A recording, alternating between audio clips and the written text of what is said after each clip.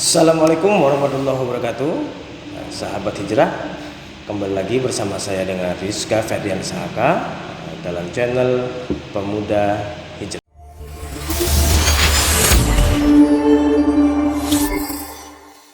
Pada kesempatan kali ini kita akan coba membahas tentang kitab-kitab Allah yang Allah telah turunkan ke muka bumi ini untuk umat manusia.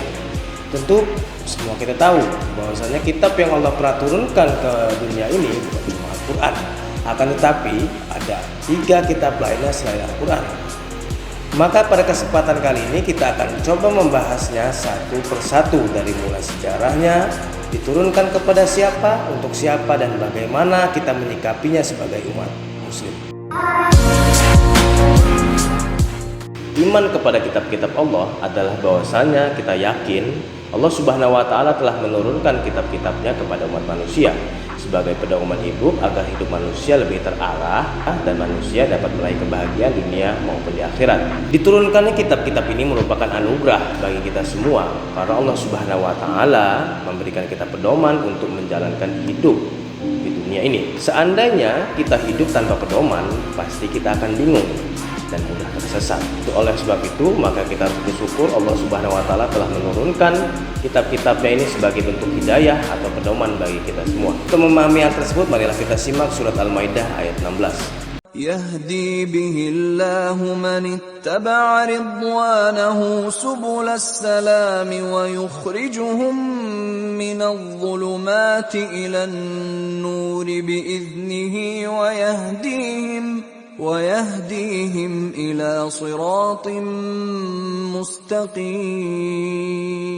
Ada 4 kitab yang Allah turunkan ke dunia ini, dan Allah sendiri yang langsung memberi nama-nama kitab tersebut. Yang pertama adalah bukan Al-Quran. Al-Quran merupakan kitab terakhir yang Allah turunkan ke dunia ini. Kitab yang pertama diturunkan oleh Allah Subhanahu wa Ta'ala adalah kitab Taurat, kemudian disusul dengan Zabur, Injil, baru yang terakhir adalah Al-Quran. Ada 4 kitab yang pernah Allah turunkan kepada umat manusia. Kita akan coba membahas kitab yang pertama adalah kitab Taurat. Kitab Taurat diturunkan pada tahun 12 sebelum Masehi. Kitab Taurat diwahyukan kepada Nabi kita, Nabi Musa, pada abad ke-12 sebelum Masehi. Nama Taurat berarti adalah hukum syariat. Pada saat itu, Nabi Musa diutus kepada Bani Israel. Oleh karena itu tepat sekali jikalau kitab Taurat ini memang diperuntukkan untuk bangsa Israel ketika itu. Sebagai muslim, kita sangat meyakini keberadaan kitab Taurat ini. Kita benar-benar yakin bahwasanya kitab Taurat ini adalah benar-benar adalah wahyu Allah Subhanahu wa Ta'ala.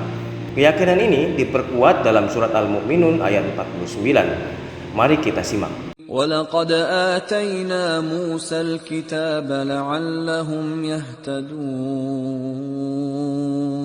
Nah, kitab Taurat ini diturunkan oleh Allah Subhanahu wa Ta'ala kepada bangsa Israel agar supaya apa? Agar supaya Bani Israel ini tetap berada di jalan yang benar. Bagaimana kita tahu? Bani Israel adalah umat dari Nabi kita, Nabi Musa. Nah, di zaman Nabi Musa ini hidup seorang raja zalim yang kita kenal sebagai Fir'aun. Musa dan para pengikutnya ini dikejar oleh Fir'aun sampai ke tepian Laut Merah. Nah, di tepian Laut Merah ini Musa dan pengikutnya bingung karena tidak ada lagi jalan keluar. Maka disitulah Allah menunjukkan mukjizatnya kepada Fir'aun melalui tongkat Nabi Musa. Jadi tongkat Nabi Musa dipukulkannya ke tepi lautan, terbelahlah lautan itu. Kemudian Musa dan para pengikutnya lari melalui jalan yang terbelah tadi. Nah, hampirlah sampai Musa dan para pengikutnya, disusul oleh Fir'aun dan bala tentaranya. Seketika itu pula laut kembali tertutup. Matilah Fir'aun dan para bala tentaranya. Ketika Musa dan para pengikutnya ini senang karena selamat dari kerjaan Fir'aun tadi, bergembiralah para pengikutnya Nabi Musa ini. Nah, sehingga di tengah kegembiraannya ini mereka mulai lalai dari apa yang telah diajarkan Nabi Musa untuk beribadah menyembah kepada Allah. Karena Nabi Musa takut bahwasanya pengikutnya ini akan kembali ke jalan yang salah, maka dia memohon kepada Allah Subhanahu wa taala untuk memberikan petunjuk atau pedoman agar Musa dan kaumnya ini selalu on the track atau tidak tersesat kembali ke jalan yang salah. Ketika Nabi Musa mendekatkan diri kepada Allah untuk bermohon bahwasanya memohon petunjuk, maka Allah turunkanlah kitab yang kita kenal sebagai kitab Taurat. Adapun pokok-pokok ajaran Taurat adalah: 1. Perintah untuk mengesahkan Allah. 2. Larangan menyembah patung atau berhala. 3. Larangan menyebut nama Allah dengan sia-sia. 4. Perintah mensucikan hari Sabtu. 5. Perintah menghormati kedua orang tua. 6. Larangan untuk membunuh sesama manusia. 7. Larangan berbuat zina. 8. Larangan mencuri. 9. Larangan membuat saksi palsu. 10. Larangan mengambil orang lain. Nah, 10 larangan ini sering kita kenal sebagai Ten Commandments atau 10 perintah dan larangan Tuhan. Inilah salah satu jelas 10 pokok ajaran dari kitab Taurat itu.